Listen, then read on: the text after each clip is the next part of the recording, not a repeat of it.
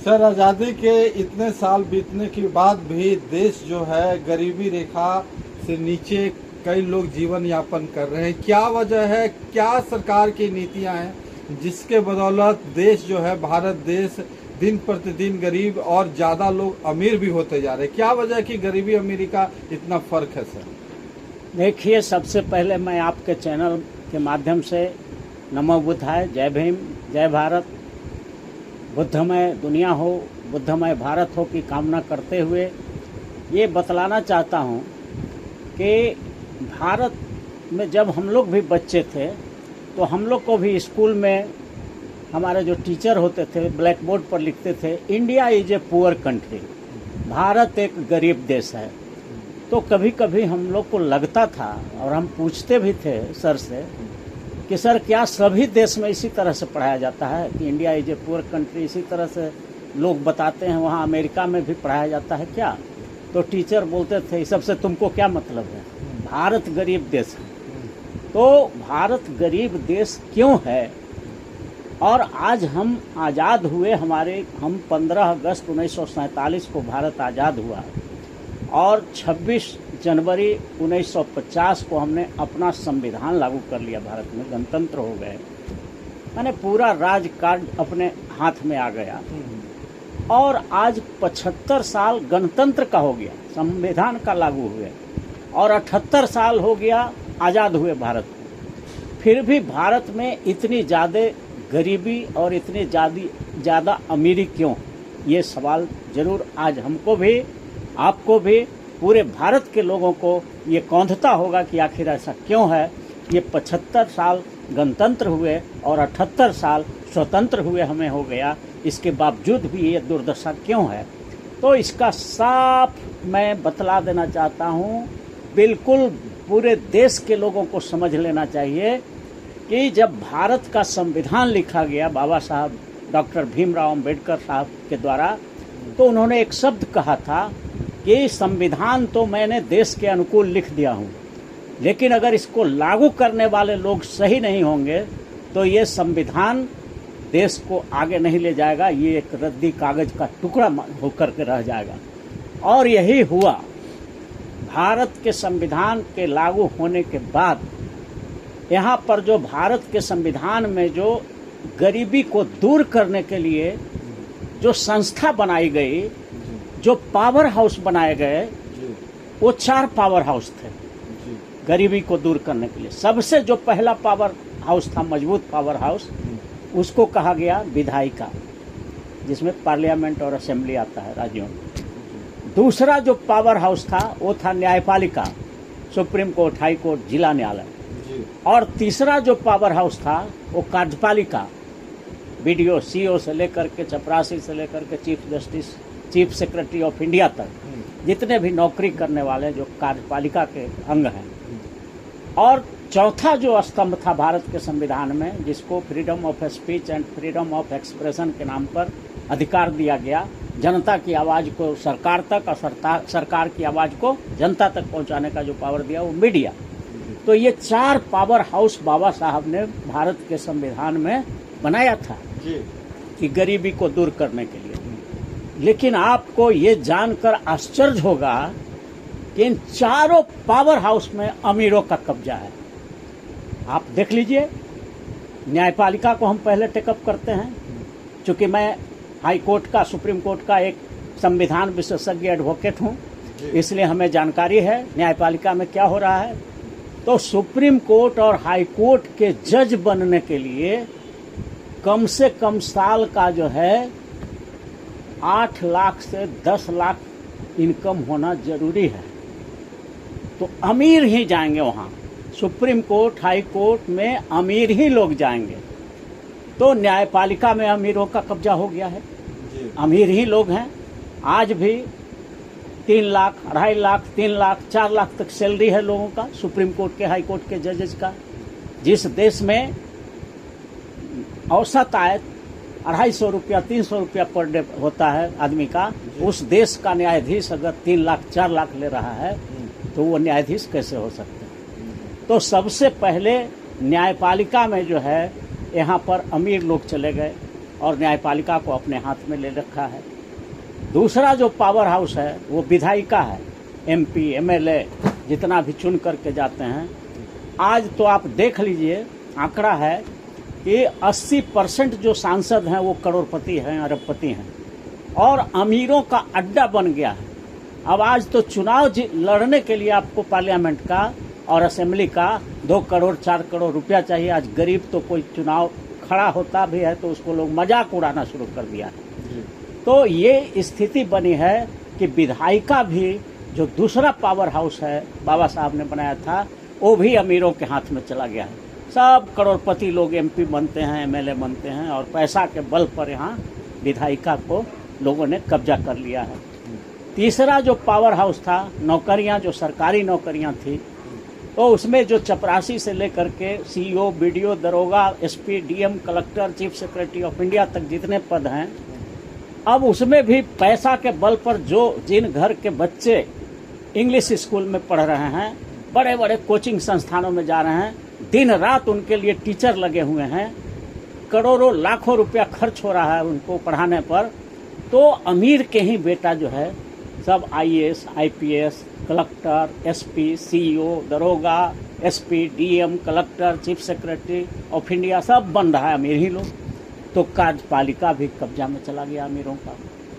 और मीडिया, जो national media है, जो सरकारी मीडिया है, वो सब में कारपोरेट का कब्जा हो गया। अडानी का, अंबानी का, मेहुल चोकसी का, नीरव मोदी का, सहारा का, राष्ट्रीय सहारा का, जितने भी कंपनियां हैं बड़े बड़े, वो सब मीडिया के मालिक हो गए। तो मीडिया भी एक बचा था जो गरीब का आवाज़ को उठाने का, वो भी बंद हो गया, वो अमीरों के हाथ में चला गया। तो आज जो भारत का दुर्दशा है, आज जो गरीबी इतनी बढ़ गई है कि 4 आना का दवाई नहीं मिलता है और बच्चा मर जाता है गरीबों का। आज गरीबी इतना बेतहाशा है कि दिल्ली जैसे शहर में आप JB रोड में चले जाइए, प्रोस्टिट्यूशन का धंधा खुलेआम होता है और सभी शहरों में लगभग हो रहा है। तो इतना हमने गरीबी पैदा कर दिया है, लाचारी पैदा कर दिया है, बेरोजगारी पैदा कर दिया है, इसलिए कि सत्ता का चारों पावर हाउस जो होता है, जिसको गरीबी दूर करने के लिए बनाया गया था, वो सब के सब अमीरों के हाथ में चला गया। तो आज अमीरों के लिए काम कर रहा है देश का पार्लियामेंट, कानून बना रहा है। अमीरों के लिए ही इस देश का न्यायपालिका भी काम कर रहा है। अमीरों के लिए ही इस देश का कार्यपालिका भी काम कर रहा है और अमीरों के लिए इस देश का मीडिया भी बात कर रही है। तो गरीबी दूर करने में सबसे जो बाधा है, पावर हाउस अमीरों के कब्जा में है। सर, सवाल ये है कि बहुत सारे जो गरीब लोग भी अगर इस जगह पहुंचते हैं, चाहे न्यायालय में पहुंचे, चाहे विधायिका में पहुंचे, चाहे और किसी क्षेत्र में पहुंचे, तो उसके बाद वो अमीरों के ही बात को रखते हैं, गरीबों का साथ छोड़ देते हैं। और एक ऐसा वर्ग भी है जो गरीबी से अमीरी की तरफ जाता है और फिर वही लोग फिर गरीबों को शोषण करने लगते हैं। देखिए, इससे कितना सहमत है? आप एकदम बिल्कुल सही कह रहे हैं, ऐसा है कुछ। लेकिन मैं बतलाता हूँ कि जो कुछ लोग गरीब वर्ग के किसी तरह से चले गए, सुप्रीम कोर्ट में चले गए, हाई कोर्ट में चले गए, या कार्यपालिका में SP बन गए, चीफ सेक्रेटरी बन गए, कुछ लोग बन गए गरीबी से किसी तरह बढ़ करके, तो वहाँ बहुमत उनकी नहीं है, निर्णय उनका नहीं चलता है। अब जैसे सुप्रीम कोर्ट का ले लीजिए, तो सुप्रीम कोर्ट में जो न्यायाधीश हैं 34, तो 34 में मुश्किल से 5-7 SC ST OBC MBC और माइनॉरिटी के होंगे, 5-7 से ज्यादा नहीं है। तो बहुमत तो अमीरों का ही है ना। तो ये 2-4 बनते भी हैं, तो जैसे 32 दांत के बीच में एक जीभ फंसा होता है, उसी तरह से इनको जो है सिर्फ स्वाद लेने का काम है, चबाने का काम नहीं है, कुछ करने का काम नहीं है। तो ये जो सत्ता के चारों पावर हाउस है, न्यायपालिका में भी बहुमत अमीरों का है, कार्यपालिका में भी बहुमत अमीर वर्ग का है, विधायिका में भी बहुमत अमीरों का है, और मीडिया में तो संपूर्ण बहुमत उसी का ही है। तो आज के दिन में कैसे ये दूर हो सकता है, फिर ये सवाल उठता है। कैसे गरीबी को दूर कैसे किया जा सकता है, तो इसका भी बहुत बड़ा मुश्किल काम नहीं है। इसी देश में 1974 में संपूर्ण क्रांति हुई थी। एक एक जनता यहाँ जो है जग गई थी और भ्रष्टाचार के खिलाफ, तानाशाह के खिलाफ इस देश में एक क्रांति हुई थी, जो यह स्थापित किया कि भारत का लोकतंत्र अभी भी जगा हुआ है। और आज भी फिर जरूरत है, इस बार संपूर्ण क्रांति की जरूरत नहीं है, क्योंकि संपूर्ण क्रांति में अमीर और गरीब सब घुस गया था, तो वो फ्रस्ट्रेट हो गया।